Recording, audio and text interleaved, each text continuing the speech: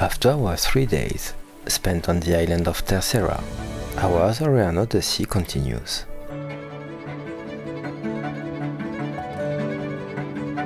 Today, we find ourselves on the island of São Miguel, the largest and most visited of the archipelago, which is also renowned for its pineapple production.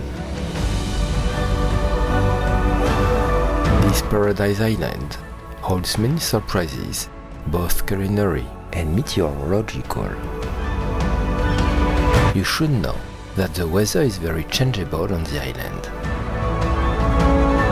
In fact, out of the 7 days spent on the island, only 5 allowed us to make visits.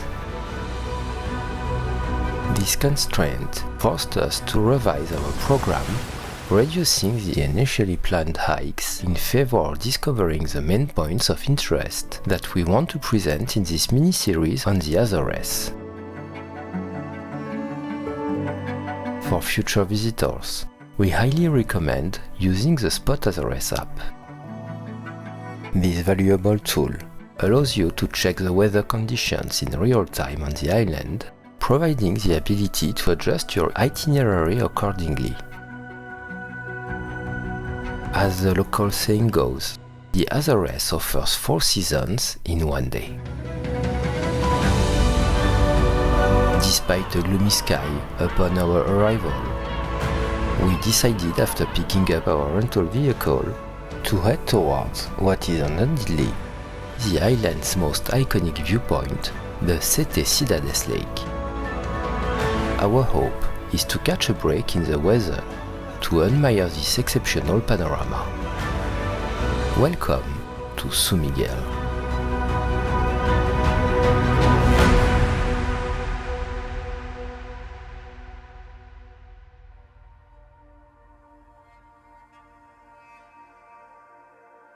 The Pico do Carvão Miradouro, located in the parish of Arifus in Ponta Delgada. From this observation point, we take in the view of the mountains of the Sete Cidades massif, as well as the northern and southern slopes of the island. Our gaze extends over a vast expanse of volcanic cones, stretching from the municipality of Ponta Delgada to that of Ribeira Grande. This striking landscape is dotted with several lakes that enhance the beauty of the panorama. Returning to our car, we are startled by a deafening chorus of frogs. Intrigued by these unexpected noises, we decide to search for its source. Our curiosity is rewarded when we discover, not far from the parking lot, a small pond teeming with these amphibians. This encounter with the local fauna reminds us that nature in the Azores always has surprises, even in the most unexpected places. Not far from there, we discover the Aqueduto do Carvão, an Azorian relic dating back to 1862. It was commissioned by the municipality of Ponta Delgada to transport water from the high lagoons of Canario and Empanadas, with a few distributions along the way to Santa Clara. This aqueduct, built in the 19th century, testifies to the ingenuity of the island's inhabitants in supplying water to urban areas. Although no longer in service today, this volcanic stone structure blends harmoniously into the landscape. Let's continue our exploration of São Miguel with the discovery of Lagoa do Canario. This lagoon is characterized by its blue hues, contrasting with the lush green vegetation surrounding it. This volcanic lake, less known than its most famous neighbors, is no less spectacular. It's a must-see. Despite its altitude, access to lake is quite easy. You can leave your car outside the park where the lagoon is located, and the walk is easy, taking less than 2 minutes. Since this site is less frequented than other attractions on the island, it allows us to enjoy a moment of tranquility.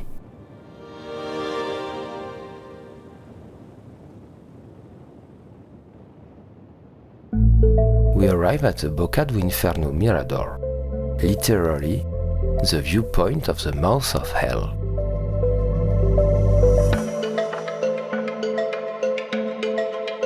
After a short walk on a well-maintained trail, we reach the observation platform.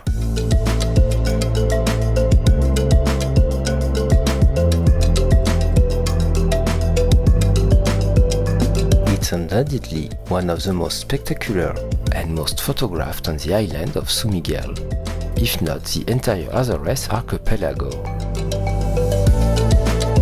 The panorama before us is simply breathtaking. In front of our eyes unfolds a view of a surreal volcanic landscape. In the foreground, we gaze at Lagoa do Canario, which we just visited, nestled in its green setting.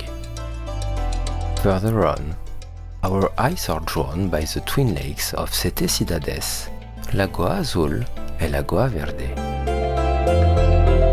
These two lakes, separated by a narrow strip of land, offer a striking contrast with their distinctively colored waters.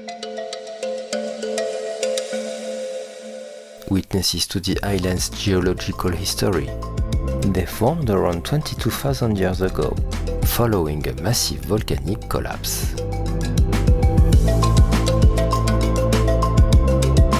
Their beauty has inspired many local legends, including that of a princess with green eyes and a shepherd with blue eyes, whose tears are said to have given birth to these colorful lakes.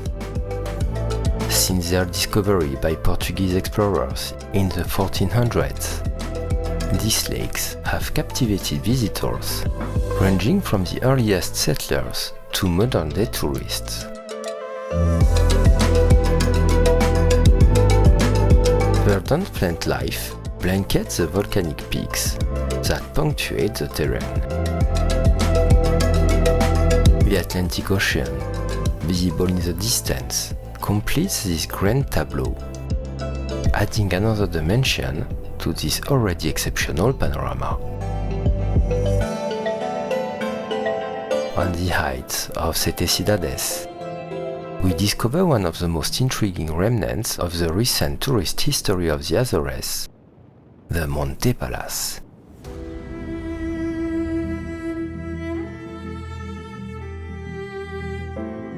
Built in the 1980s, this luxury hotel was designed to be the flagship of the archipelago's hotel industry.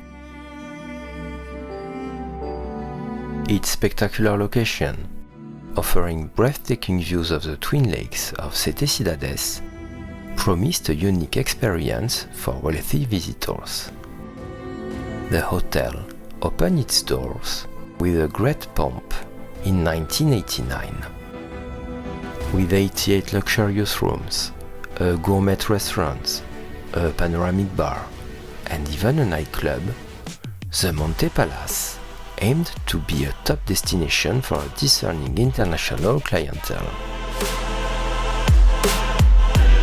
However, the dream quickly turned into an economic nightmare.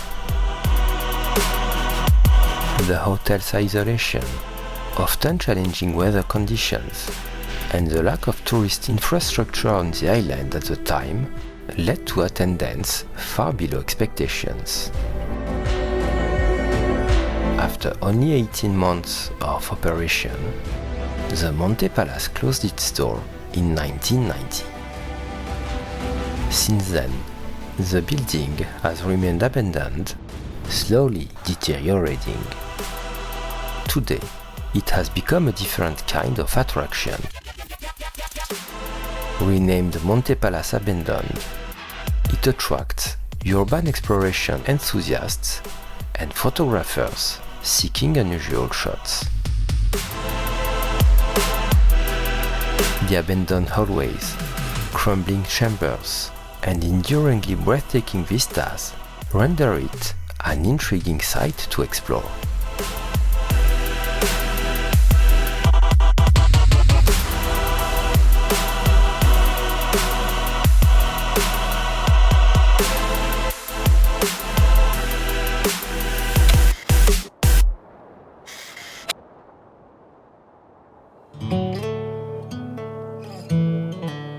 Lagoa de Santiago is another volcanic crater lake.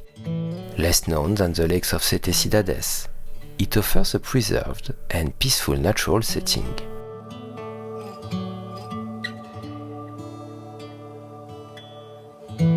Surrounded by steep slopes covered in lush vegetation, this 30-meter deep lake is distinguished by its intensely green waters that reflect the surrounding forest. A circular trail of about an hour allows us to walk around it, offering spectacular views of this volcanic landscape. It's a popular spot for hikers and fishermen, as it represents the essence of the Azores' natural beauty, far from the tourist crowds. Approaching Sete Cidades, we pass by Lago Verde, which we had admired earlier from the heights. It's evident that the perspective from the ground doesn't do justice to the splendor of the landscape we had viewed from above. Indeed, it's from the elevated viewpoints that Sete Cidades truly reveals its magic.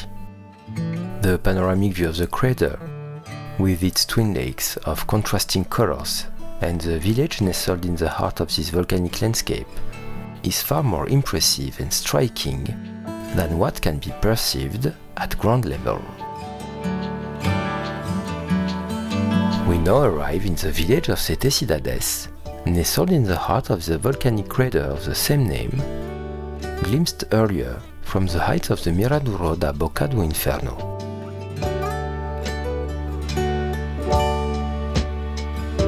Founded in the mid-19th century, this peaceful village, characteristic of traditional Azorian architecture, is now home to about 800 inhabitants.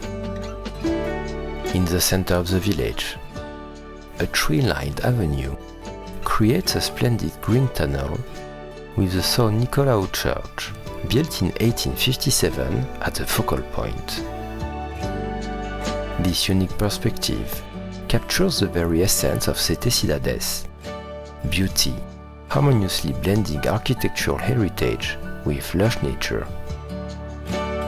Life in the village is paced by agriculture and increasingly by tourism.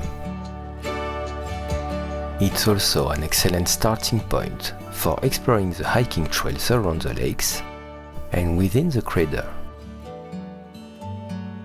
We continue our journey and reach Miradouro da Lomba do Vasco, a viewpoint offering a panoramic view of the island's rugged coastline. From here, one can admire the steep cliffs plunging into the Atlantic Ocean, as well as the lush vegetation covering the sides of the caldera.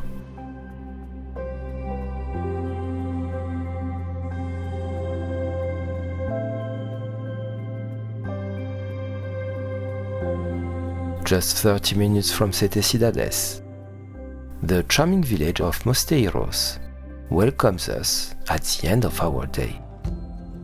We take a well-deserved break to enjoy a delicious burger by the seaside before heading to one of the island's natural wonders, the natural pools of Mosteiros.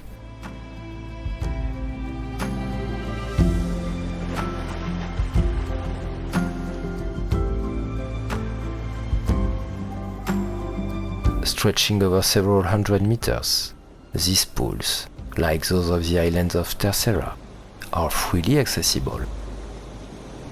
Waves crash against the volcanic rocks, providing a landscape that invites us to take a few photos to capture this spectacle.